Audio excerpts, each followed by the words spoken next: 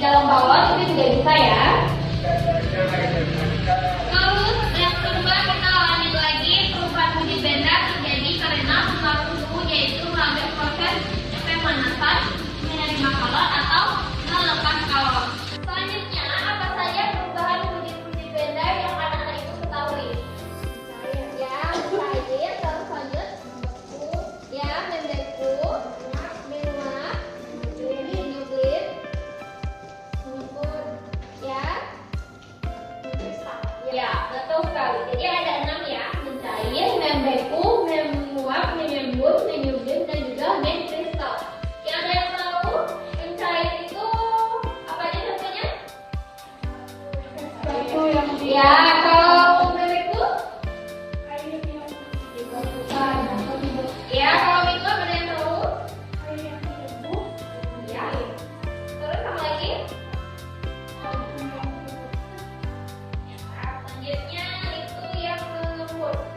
Melumpur itu gas berubah jadi air. Apa contohnya? Ya, terus selanjutnya mengubah. Ya, selanjutnya mengkristal. Ada yang tahu contohnya? Ya, bisa. Terus selanjutnya itu terbentuknya es di dalam freezer atau kulkas, itu juga mengkristal ya. Selanjutnya ibu punya contoh teks non-fiksi. Judulnya Es Lilin dan Keajaiban Mencair.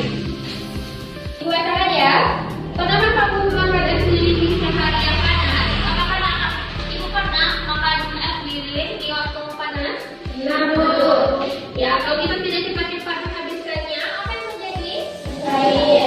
Ya, es lilin akan meleleh. Seperti hari ini adalah salah satu contoh dan perubahan wujud benda yang paling sering kita lihat.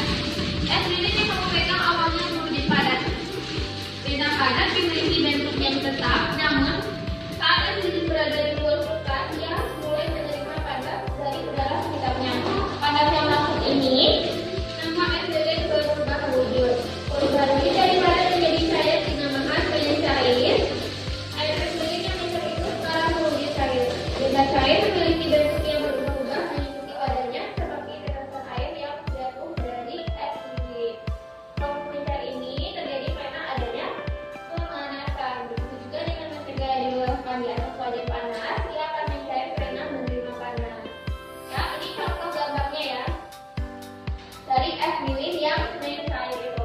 Selanjutnya kita akan masuk ke suhu benda cair dengan termometer. Jadi kalau suhu yang benda cair itu kita bisa mengukurnya, yaitu dengan kalau yang mau yang pastinya itu menggunakan termometer. Ini ibu punya contohnya. Ya, ini inti utamanya ya, karena kita menggunakan termometer untuk mengukur suhunya.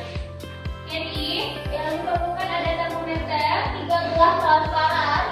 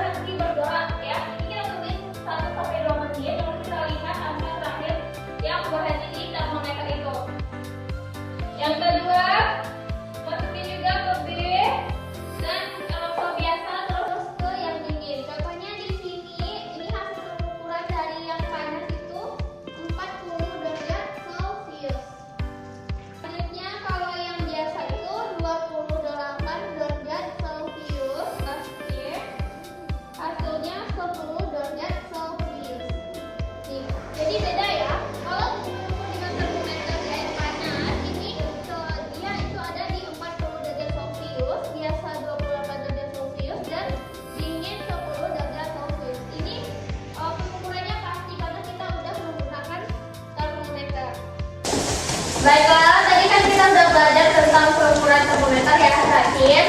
Jadi anak-anak ibu ada ingat nggak apa saja sih yang udah kita bahas dari awal sampai akhir tadi? Ada apa aja? Ada 3 tuh. Bentuk-bentuk wujud benda. Ya, bentuk wujud benda dan sifat-sifatnya. Yang kedua, Teks non fiksi. yang kedua dan non fiksi. Yang ketiga, Pengukuran pada termometer. ya pengukuran suhu dengan termometer. Jadi buat hari ini ibu cukupkan dulu ya. Kita lanjut lagi minggu depan. Anak-anak ibu jangan lupa baca-baca lagi materinya ya, diulang-ulang lagi. Ya, kita tutup dengan hamdalah. Alhamdulillahirabbil alamin. Assalamualaikum warahmatullahi wabarakatuh. Waalaikumsalam warahmatullahi wabarakatuh.